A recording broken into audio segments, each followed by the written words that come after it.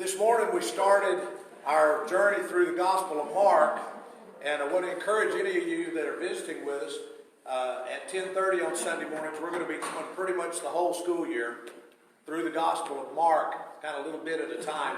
This morning we talked about what a gospel is. We talked about the good news of Jesus. We talked about what the gospel writers try to accomplish in their writings, and kind of what good it does for us in the 21st century.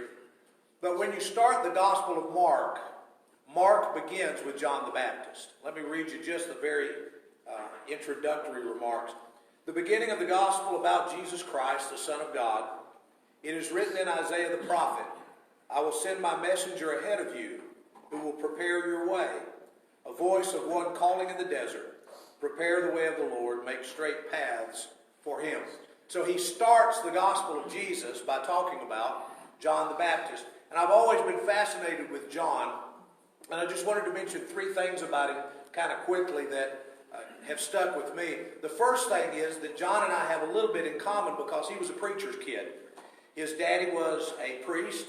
His mom was from a priestly line. So it was like being born to a preacher who was married to a preacher's daughter.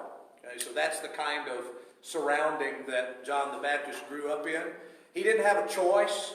God chose him before he was ever born to be the man he was going to be, and charged his parents with getting him to the place where he could be the fulfillment of that Isaiah passage. The voice of one crying in the wilderness.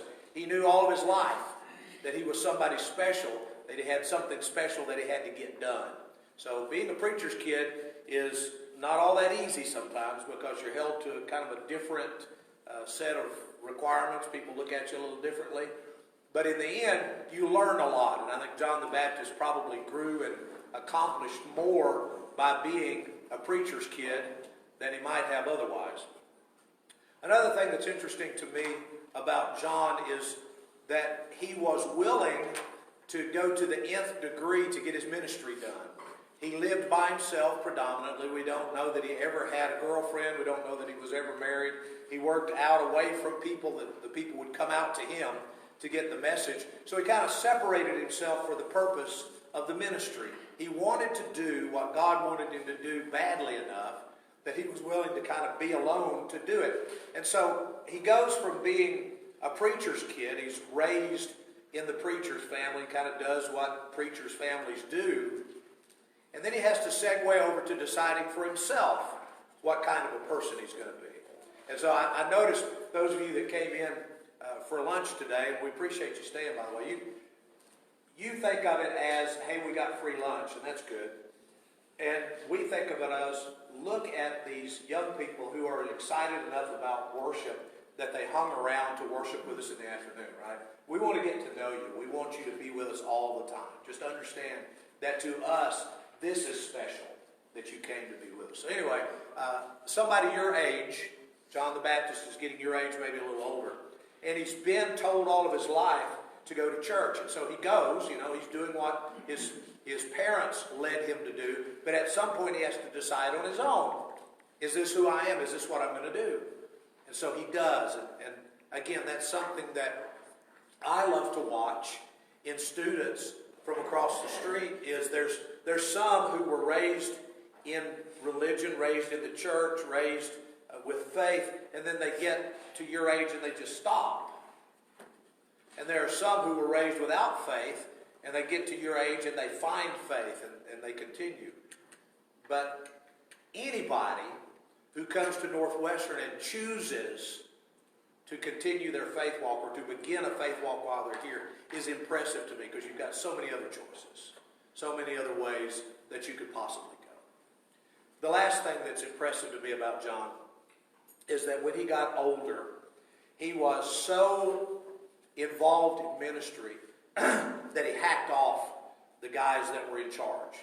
He told a king that he shouldn't be living with this king's brother's wife. And as a result, he eventually was executed. But right before his execution, he sent some of his friends to talk to Jesus. And they said, Jesus, are you the one that we're looking for, or is there somebody else? John spent his entire life getting people ready to meet Jesus. spent his entire life telling people about the one that was going to come after him, that was more important than he is. The one, he says, I'm not worthy to tie his shoes. And he gets to the point where he's almost ready to die because he believes all of this. And he's a human. He sends people to go ask Jesus, are you really who they say you are? Because I'm about to get my head chopped off over this deal, and I'd really like to know. And Jesus says, go tell John, the deaf are made to hear, the blind are made to see, the lame are made to walk, and the gospel is being preached to the poor. Go tell John that. Don't be afraid. Don't be turned away from your path. Don't be embarrassed because of your relationship with Jesus. Sit back. That's the message. And John the Baptist lived his whole life up to that last moment in time for Jesus. And he didn't even get to know Jesus in his ministry.